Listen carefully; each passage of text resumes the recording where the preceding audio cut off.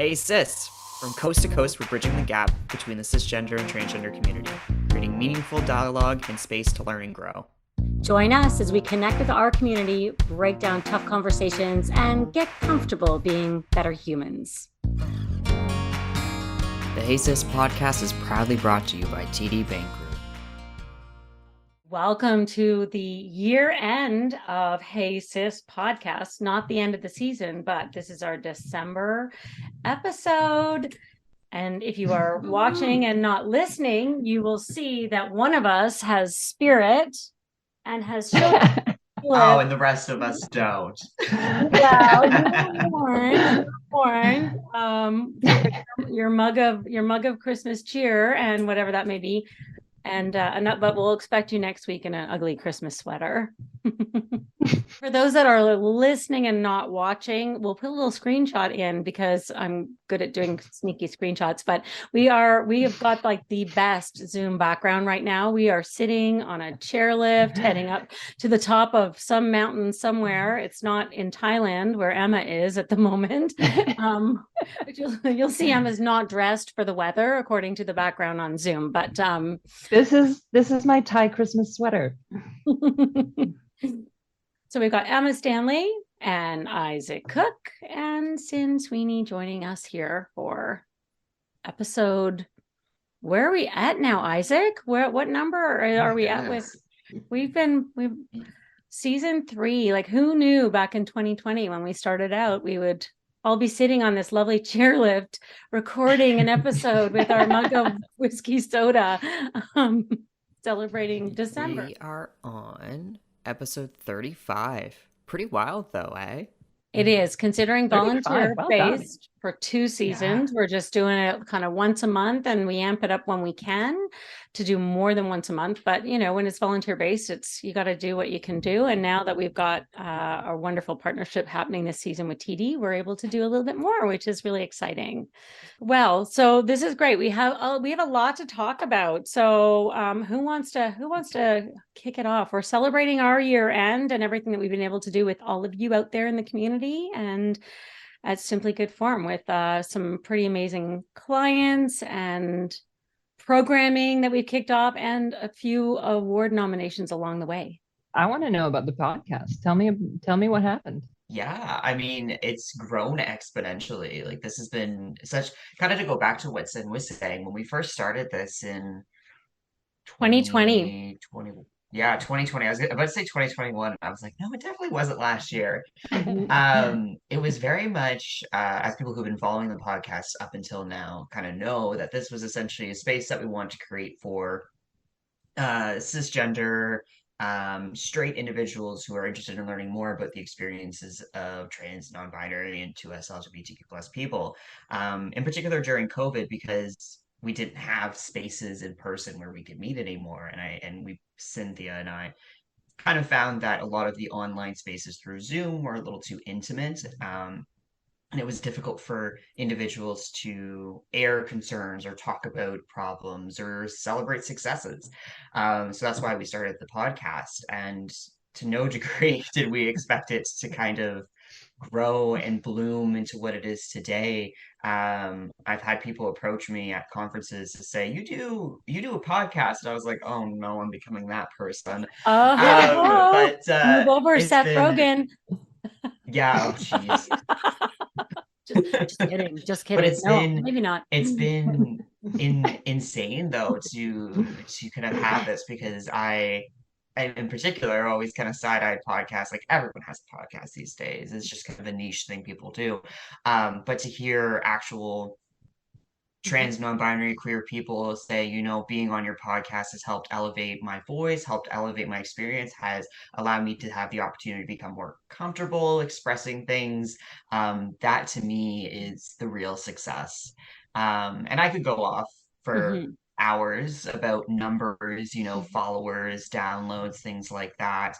But I think, as I said, for me, the biggest thing is just being able to tell those stories that there might not be other platforms for people to tell those stories in a safe manner. So that's what's made me really very fortunate. And connecting people, I think, has been like really, like, it's been so enriching. And I've learned so much about, not only like the queer community, but the experiences and really cool things that people are doing. But like even the link of, say, we had a parent who attended our Nova Scotia Parents and Caregivers of Trans and Gender Expansive Youth, and they were going to be taking a holiday across the border.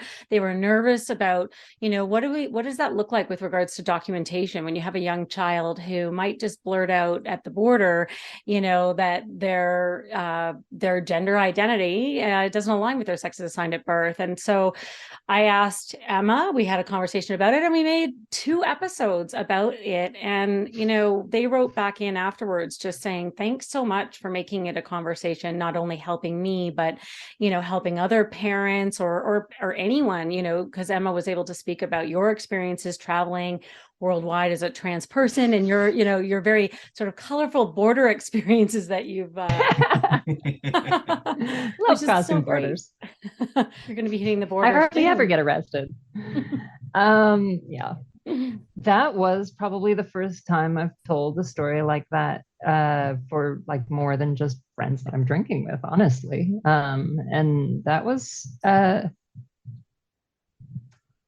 it was surprising how much it changed the experience of it, and knowing that it was getting to a wider audience and that it was being used for something other than, let's be real, entertainment.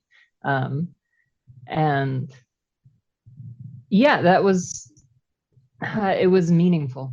It made me feel like my story might actually, or that experience, which was, as much as I laugh about it, kind of awful, might actually help somebody. And that was very cool. And I think, just to jump in really quickly, a lot of the conversations that we're having, and in particular that one, about the border, are questions that a lot of people have, but there aren't spaces to have those engaging conversations, because you never know the validity of people talking on forums. You never know the validity of, someone on a YouTube live stream just randomly talking about it, or anything like that. Or even TikTok, you never know what's real and what's fake, or just used to dramatize a situation. So it's very interesting to be able to host a platform where people can answer a lot of these burning questions, especially for youth who are members of or for queer youth who are part of the community, where typically there's not a lot of resources directed at them. And also with helping, like, within the community, the trans non-binary community, thinking about traveling. I was only talking about this in a workshop that Simply Good Form delivered on Friday, about, how, well, lots of people are looking at those Black Friday sales, taking off for some winter sun come January, February, March. A lot of people just don't think about, as cisgender communities, like how many countries, I think there might be 70 that are blacklisted right now for members of the 2SLGBTQ plus community, that they, you can't travel to, you can't just hop on a plane, let alone just getting through borders and the logistics of your name and your passport and all of that. But just, they're on kind of that no-go zone, or like sort of warning, if you go there, we might not be able to protect you as a Canadian embassy. So I think raising that awareness with cisgender community helps to kind of create that connection that, we take for granted as cis people. There's so many things we don't have to think about. And I hopefully think it makes us a little bit more human, in recognizing that the human experience is different based on, and impacted based on the intersections of your identity. Was that really boring? Was that like just too educational for you this morning? Or just... No, it's all good. I just like I was just gonna say, we're recording this on a Monday, so we're kickstarting the day with a nice session. So yeah, and I love the episodes that we've had also talking about the intersections of ableism with Rochelle Manette, who, and Andrew Gurza, and that was a huge learning for me too. Just the whole idea of, the layers of, if you're trans and you have a disability, or you have a barrier, in some ways, and how sometimes lacking that agency over yourself, it can be, just create so many barriers for your human experience and your ability to thrive. And so those episodes that we did this year were some of my favorites. Did you have a favorite, Isaac? This year, I think I really loved the episode with Andrew, all about ableism and such. I felt like I learned immensely from that, but also the episode that we did more recently with Cassidy Bernard.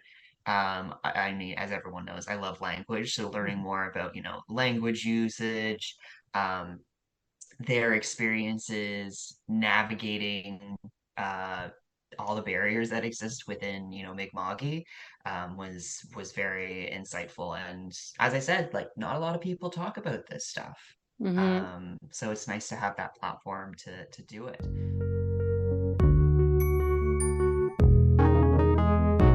Hey Sis is all about connecting communities, and thanks to support from TD Bank Group, here is this episode's Connected Community Moment. Yeah, so we are, as part of this holiday cheer episode, we are going to be putting a little list of some of our three, like I think three each. We're going to create a little playlist and link to it on Spotify of some queer holiday cheer music, and maybe also reach out to some of our local favorites to get their top list of new books that have come out for tweens and teens, queer reading, fiction and nonfiction.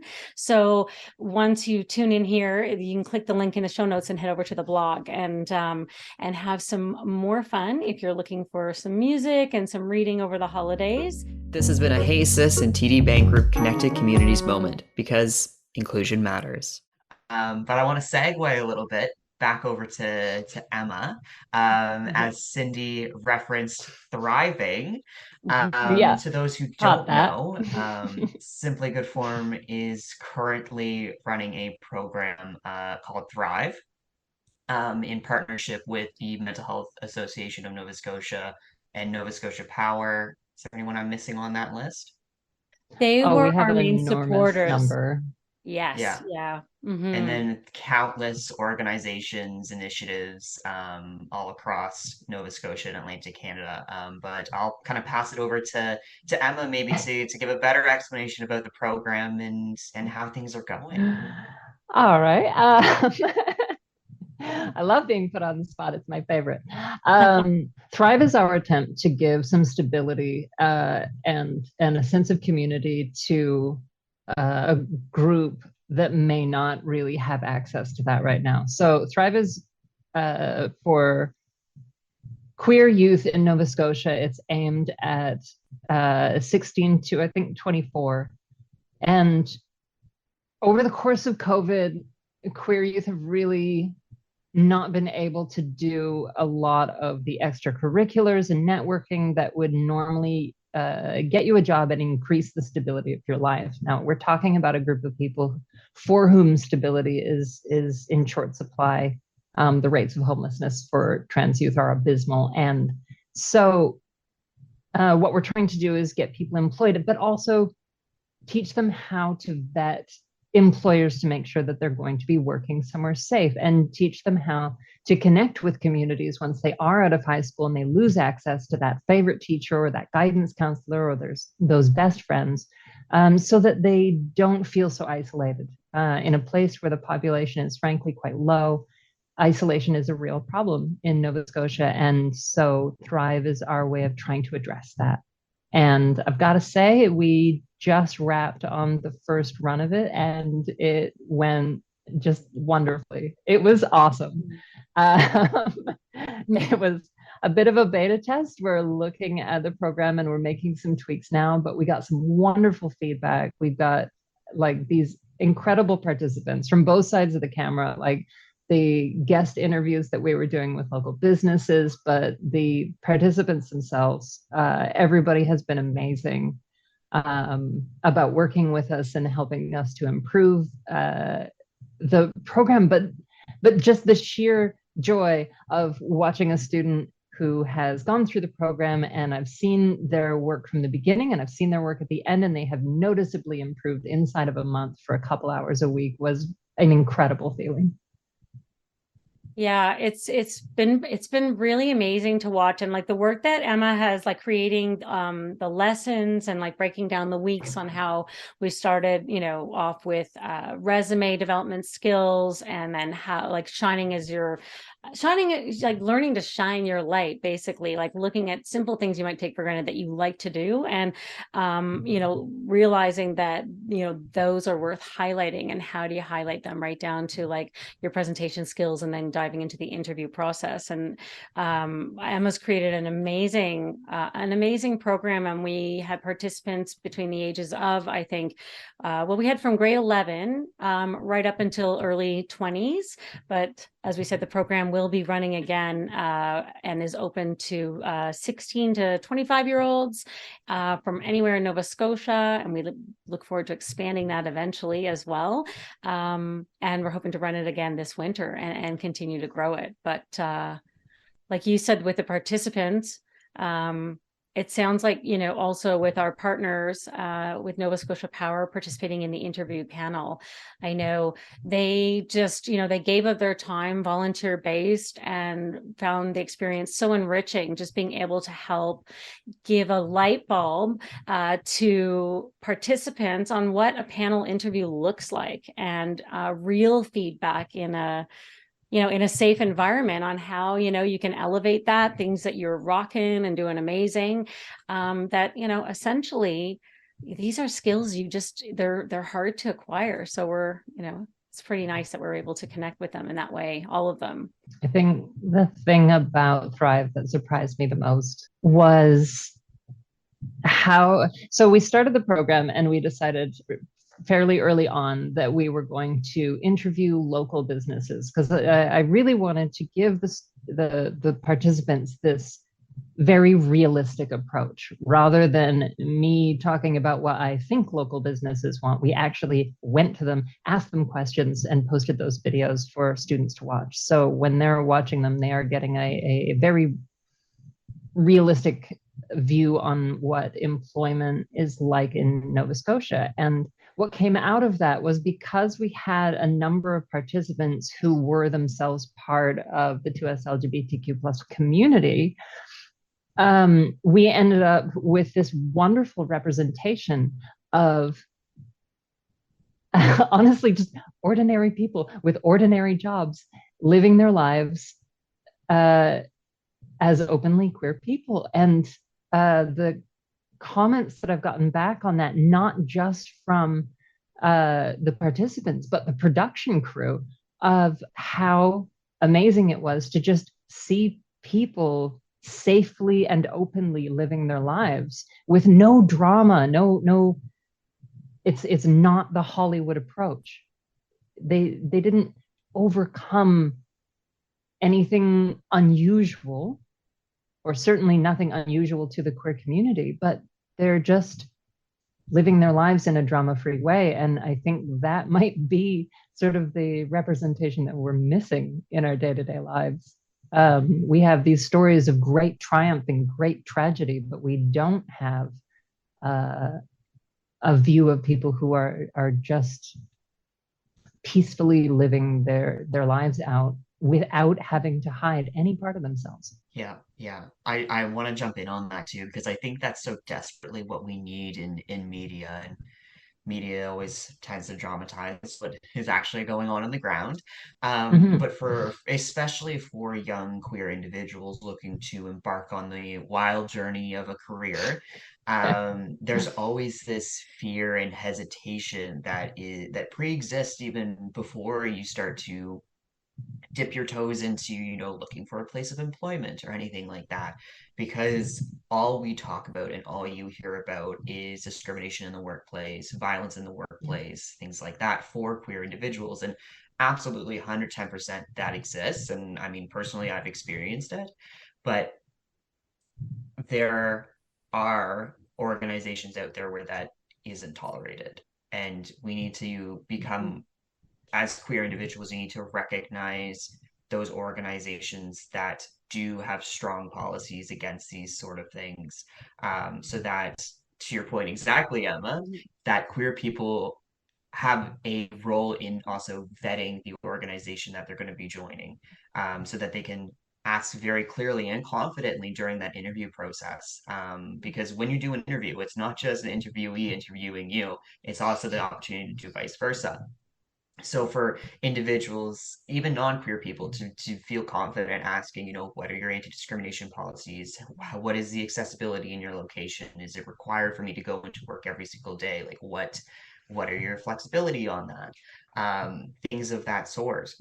Because so often we just get in the mindset that like it is the way it is, and if you Yeah. don't like it, then you have to leave. But if you're actually passionate about the workplace and the work that you want to be doing there, like you should have the ability to have open dialogue with your employers. And I think that's what's really powerful about this program, is that it's not only teaching individuals the skills that they need to do great work, it's teaching them to have the confidence to challenge when it's not a great environment or they're not able to do that great work.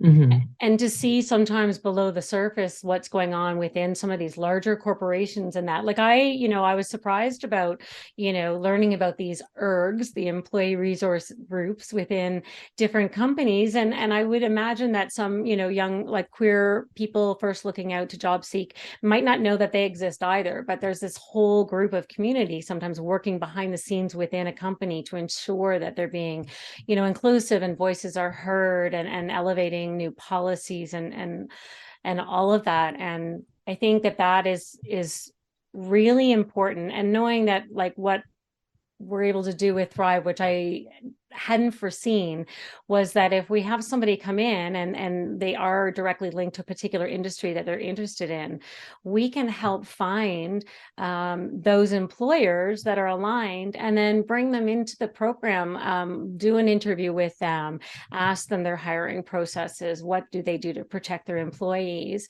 and then potentially, see if they want to get involved in a panel interview, so that we're actually connecting the participants with that area or field that they might be interested in right off the bat, which I think is just more than what you can get out of any career fair, where you're trying to source a whole bunch of jobs really quick. We're actually connecting you with people that are living it on the ground, queer people that are working within these organizations. And I just quickly wanted to, as well, in case anyone is interested in learning more about the Thrive program, you can visit our website at simplygoodform.ca/bb4-thrive-queer-careers.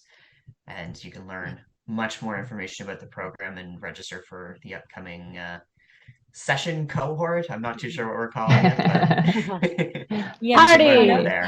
2.0. Yeah. But I guess The February party.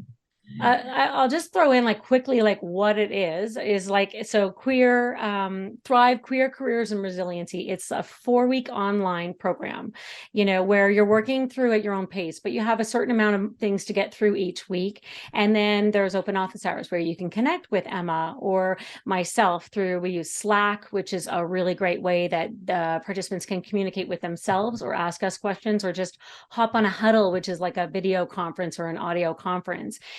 So we're really, like, we wanted it to be reflexive, to be able to, like, work within people's really busy schedules. And then it ends with a mock interview, which is a really great way of being able to put all the skills you learned throughout those 4 weeks into a 15-minute interview. And then we do a great wrap up. We give you detailed feedback, a letter of reference based on your participation. And then I want to do a shout out to those who have donated to a gift pack that each participant is going to be receiving from Lush, from MAC Cosmetics, from the Halifax Shopping Center, and also from some Tattletales, a local bookstore that has donated some buttons as well.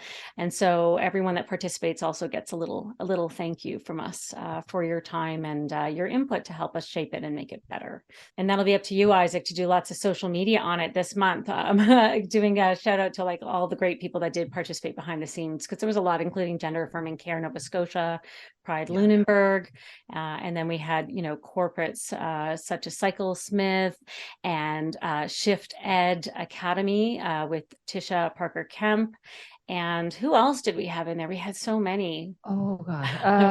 There's a long It is a long Yeah. list, and we had some really good people come in, just not businesses, not just sort of representative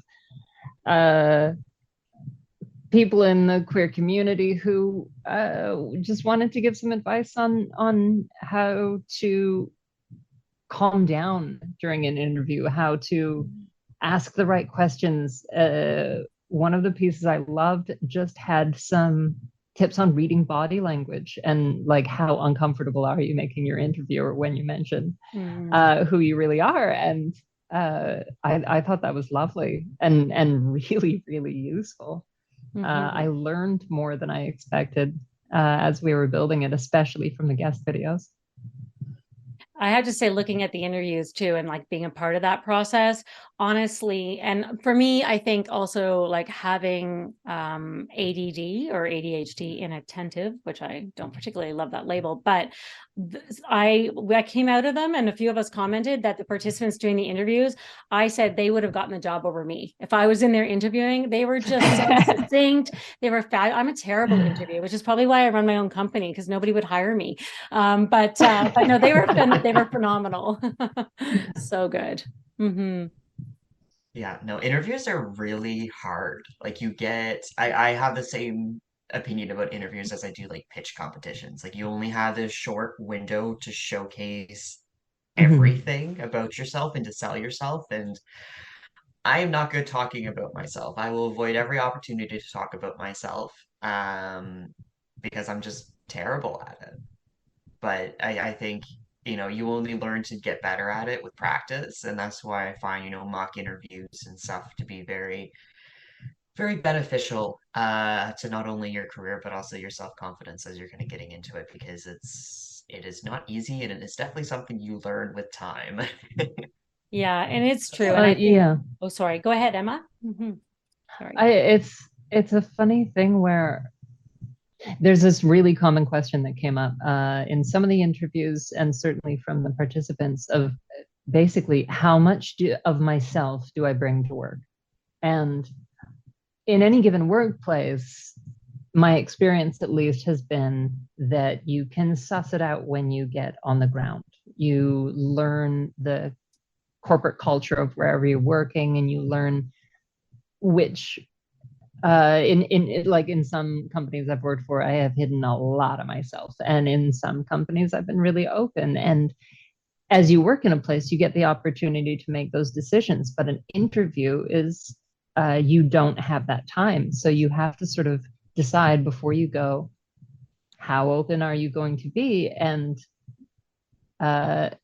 because we have this there's this big scary thing where people really don't like being surprised. So I've gotten the advice before, like, why would you tell your employer that you're queer at the interview? That's silly. Well, because if you find out later that they are not inclusive about their hiring, and you've hidden that you are this person that they would not have hired, then they are gonna, like, that's gonna be a terrible situation for you to be in. So sometimes I do want to weed myself out of a job interview. Sometimes I want someone to say no because I don't want to work for someone like that. So it's a question of, okay, how gay should I be in this interview? Yeah.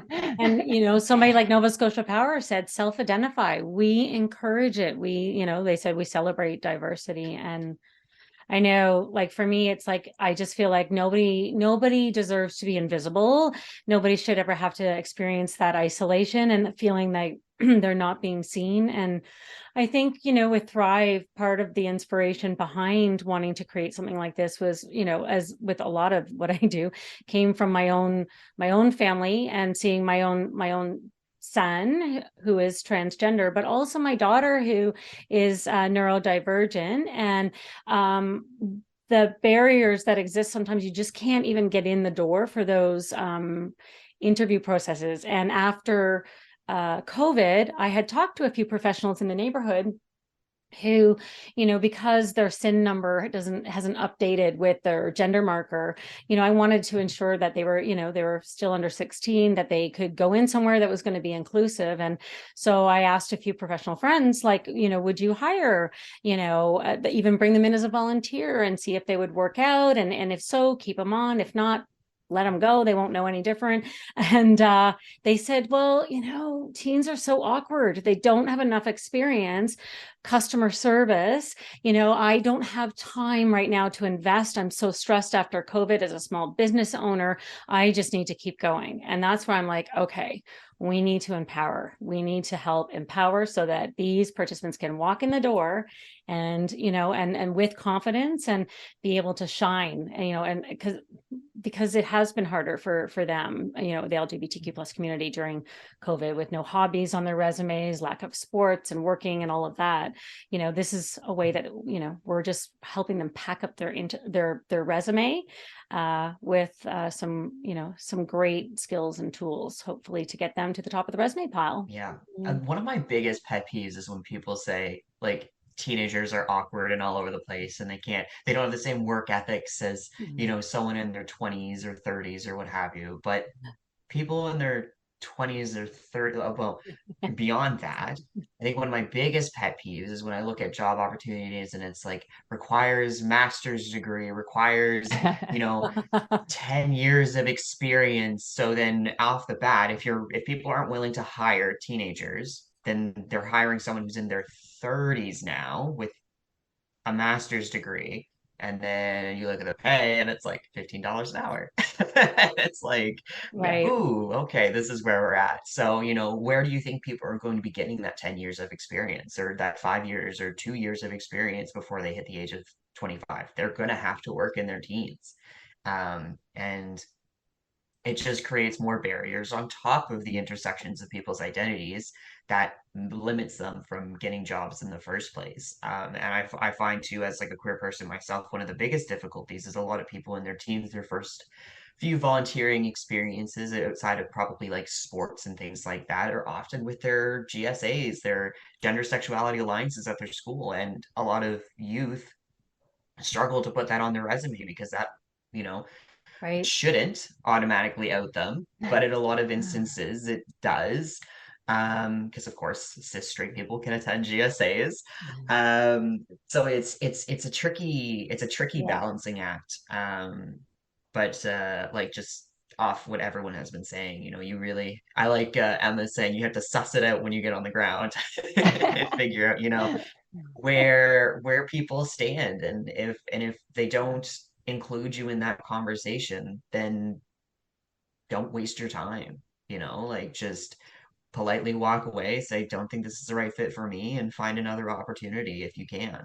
um and there's no shame in also putting your head down and silently working and hiding your identity to make sure that you can take care of yourself and your family and whatever Mhm. bills and such you have to pay, because I think we're all kind of in that position right now where you just got to get on the ground, get that experience, and then you can launch your career. So, Well, I was at yeah. the Halifax Chamber of Commerce fall dinner last week, and they were talking about how, the importance of celebrating diversity and recognizing how, the diverse voices bring so much more value. You don't want to be working and creating an employment structure that is an echo chamber. If you really want to, thrive as an organization. And they talked about, the importance of, since COVID, people are really reevaluating how they work and where they work. And the culture of belonging has become much more important, I think, to people than what it has in the past. And people are being, rightfully choosy and ensuring that where they are working, it's a culture of inclusivity and feeling like they belong versus the fit, and it's like, it's no longer, is it, you need to fit in here. It's like, do we all belong here? And I think that's, something that is really important to all of us in what we do through all of our work. But, hopefully employers are getting it as well. And then participants are realizing that you do have more power, now in coming into a job, in being able to kind of do your research and find out, like, are you going to be able to thrive here and be happy here? So it's great. And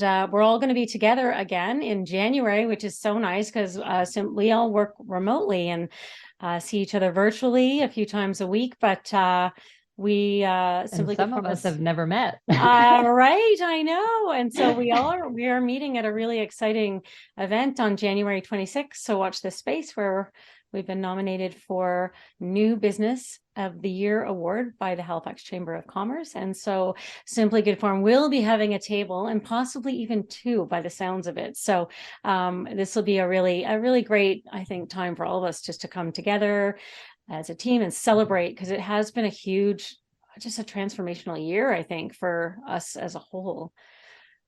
In growth and connecting. We've gone national with a lot of our clients, which has been great. And as we mentioned, connecting communities, this podcast has really, been possible on this level due to the thanks with support from TD Bank Group. So before we wrap up the last episode of Hey Sis for 2022, I just want to thank you on behalf of the team here at Simply Good Form.